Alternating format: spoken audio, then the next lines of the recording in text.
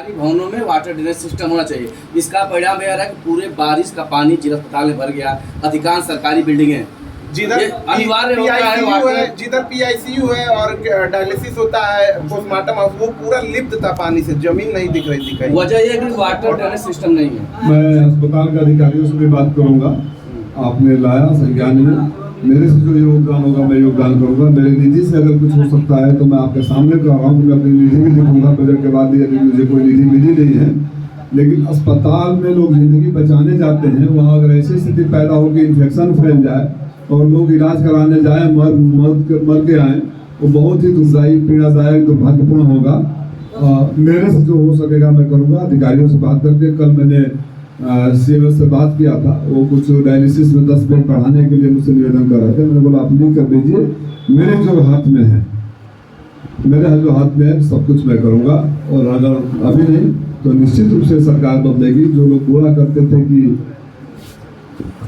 हम सबको आत्मनिर्भर बनाते हैं, वो खुद ही 2 पार्टियों पर निर्भर है, जो जिनके ऊपर निर्भर रहना है, ये अलग बात है। तो ये भ्रम में कोई न रहे कि फिर सरकार बनेगी। अभी सेमीफाइनल था, फाइनल 27 में होगा। जब सरकार की विदाई हो जाएगी तो दोनों काम होंगे। जो अभी नहीं करा पाया, निश्चित रूप से अगर मेरी सरकार रहती, मैं एक और बात कर रहा हूँ, मैं ये प्रयास करूँगा कि जब भी दिल्ली में सदन के बाद लौट कर आऊँ तो घोषी के लिए कुछ न कुछ लेकर आऊँ और सारे लोगों से सहयोग चाहूँगा।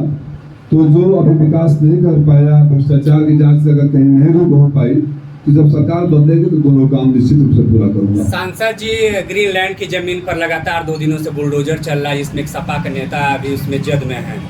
सचिव ऐसा है कि जो कागज मैंने देखा, आप हाजी खान साहब की बात कर रहे हैं, तो सिंचाई विभाग में 2020 में और 2022 में जिस विभाग को सिंचाई विभाग ने जांच करके, उसमें मैंने वो कागज में देखा कि सारे बिंदुओं पर जांच किया गया और सिंचाई विभाग ने क्लीन चिट दे दिया और हाई कोर्ट से स्टे ऑर्डर है।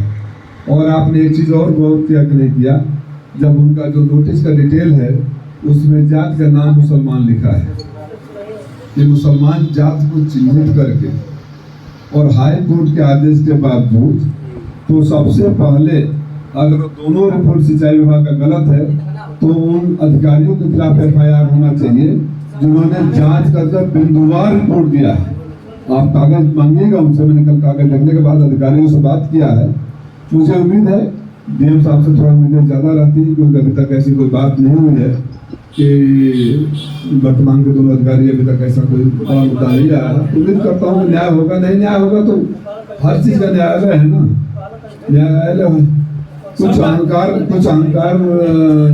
सोच वाले जिनका भरत सोचता है छोटे दूसरे तीसरे दर्जे के अधिकारी जरूर जिले में है, थाने से लेकर तहसील और SDM के ऑफिस तक, जो अभी भी बाज नहीं आ रहे हैं, उनको भी मैं चेतावनी दे रहा हूँ कि अपने आचरण को बदलो, भाषा को बदलो, और नहीं बदलोगे तो हम याद रखेंगे।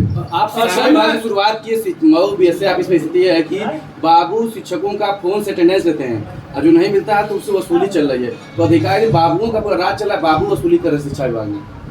ये पूरे प्रदेश की सच्चाई है। लेकिन ये कल जब मेरे आते जब आया तो मैंने BSA को फ़ोन किया और मैंने उनसे कहा है कि अगर ऐसा हो रहा है तो इसको रोको, और नहीं रोकोगे तो मैं खुद ही आकर बैठूंगा। मैं उन लोगों में से नहीं हूँ जो लिखा पढ़ी खाली करते रहे, और कोई अधिकारी कितना भी बड़ा हो, राजू राय से ज्यादा लिखा पढ़ी भी नहीं कर सकता है। सांसद जी, सड़क सुरक्षा बांध और नदी के बीच में जो अतिक्रमण है, अतिक्रमण के नाम पे बुलडोजर चल रहा है, लेकिन जो मलबा है वहीं रह जा रहा है। तो किस तरीके से नदी चौड़ी होगी और आखिर इसका मकसद क्या है? मलबा वहाँ छोड़ना मकसद जो आप कह रहे हैं वो नहीं है।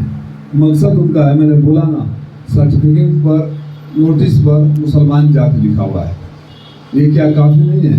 मकसद क्या है? काफी है कि नहीं है?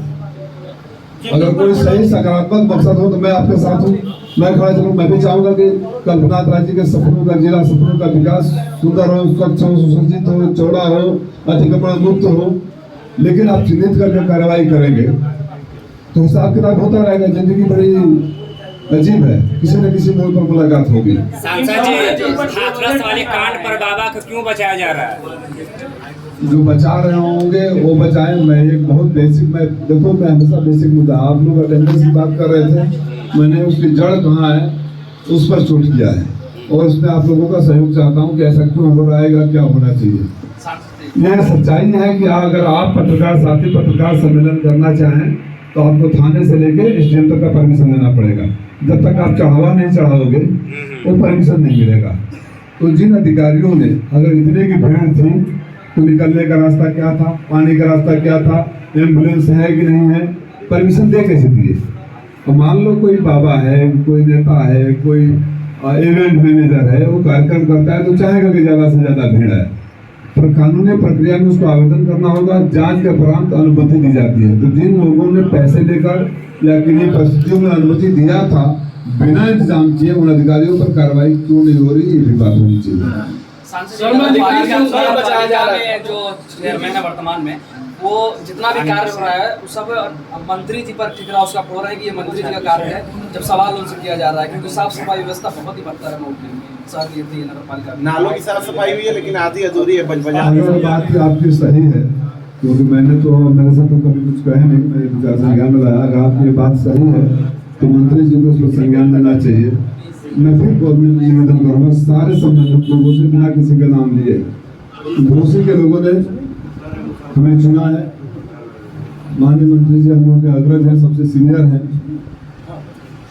हम सब अपना योगदान करें। ये आरोप प्रत्यारोप मंत्री जी का काम है, मेरा काम है, वो गवर्नमेंट नगर पालिका की भी जिम्मेदारी बनती है, कई काम है।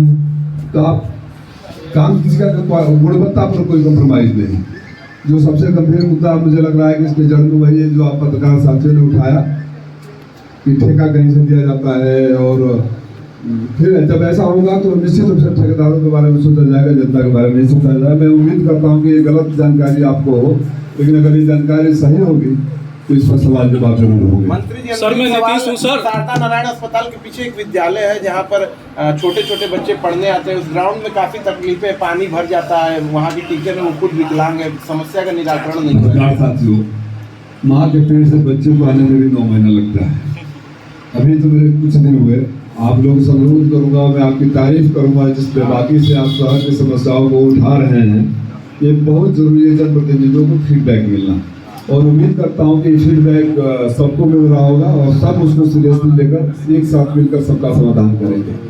सांसद जी से सबसे पहला काम कौन सा होगा, कौन सा प्राथमिकता का आधार पर फिर बोल दिया, वो ठेकेदार के हिसाब से नहीं, जनता के हिसाब से काम होगा। सर, मैं नीतीश हूँ, हिंदुस्तान टाइम्स।